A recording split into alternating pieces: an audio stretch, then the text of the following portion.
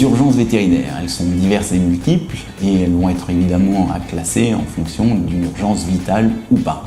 C'est-à-dire qu'en fonction de l'état de l'animal, il va falloir essayer d'évaluer de l'urgence à contacter un vétérinaire, savoir est-ce que l'animal est en danger de mort ou pas. Qu'est-ce qui permet de le savoir? Entre autres, évidemment, si on retrouve un animal qui est en détresse respiratoire, qui a du mal à respirer, qui est en convulsion, évidemment, il faut au plus vite contacter un vétérinaire et l'amener afin qu'il soit examiné et que le premier soin lui soit porté.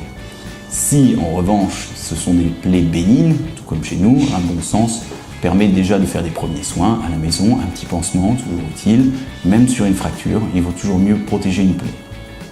Ensuite, d'autres types d'urgences peuvent être très impressionnantes, ont des exorbitations de l'œil, c'est-à-dire que l'œil ressort suite à un choc avec une voiture. De la même façon, il faut contacter un vétérinaire afin qu'il vous dise quoi faire. Et puis ensuite, se rapprocher évidemment, si c'est un animal sauvage, d'une association.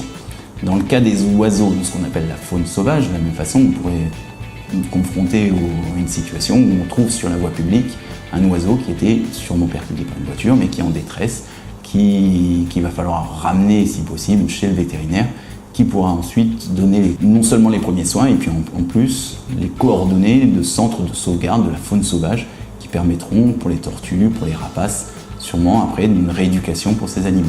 Les autres urgences sont évidemment aussi pour les petits chatons qu'on va pouvoir trouver, s'ils n'ont pas de mère, s'ils sont déshydratés.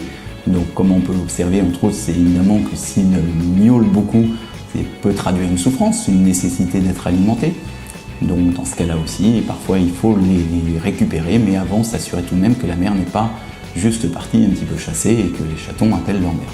Une urgence absolue évidemment vétérinaire qui est célèbre, c'est ce qu'on appelle le syndrome dilatation-torsion de l'estomac. C'est un animal, un grand chien en général de grand gabarit, des races de type berger allemand, dog allemand, bosseron, même des labradors, qui vont présenter d'un seul coup un gonflement de l'abdomen très impressionnant, avec des efforts à répétition pour vomir, mais aucun succès là-dedans. Il suffit de taper en général déjà un petit peu doucement, délicatement sur l'abdomen pour constater que le ventre gonfle, qu'il y a beaucoup d'air dedans. Dans ce cas-là, il faut contacter le plus rapidement possible un vétérinaire qui, en général, vous donnera les premiers conseils.